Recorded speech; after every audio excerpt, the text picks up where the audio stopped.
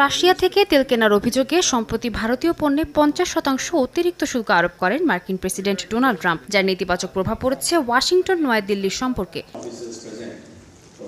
দুই দেশের বাণিজ্যিক সম্পর্কে টানাপোড়েনের মধ্যে রোববার জাতির উদ্দেশ্যে ভাষণ দেন ভারতের প্রধানমন্ত্রী নরেন্দ্র মোদী। বলেন, বিদেশি পণ্যের পরিবর্তে স্থানীয় উৎপাদনকে অগ্রাধিকার দিতে হবে। তার দাবি, আমদানি নির্ভরতা কাটাতে পারলেই অর্থনীতির ভিত্তি মজবুত হবে।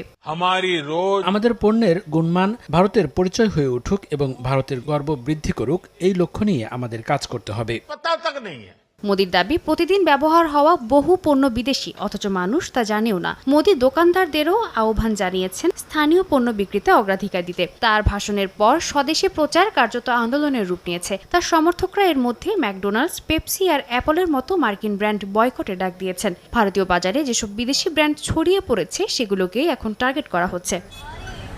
বাণিজ্যিক উত্তেজনা প্রশমনে দিল্লি ওয়াশিংটন দ্বিপাক্ষীয় আলোচনার প্রস্তুতি চলছে। ভারতের বাণিজ্যমন্ত্রী পীযূষ গোয়াল খুব শিগগিরই যুক্তরাষ্ট্র সফরে যাচ্ছেন বলে জানা গেছে। তবে আপাতত দিল্লি স্বদেশি পণ্যের প্রচারকে দ্বন্দ্ব মোকাবিলার কৌশল হিসেবে সামনে এনেছে।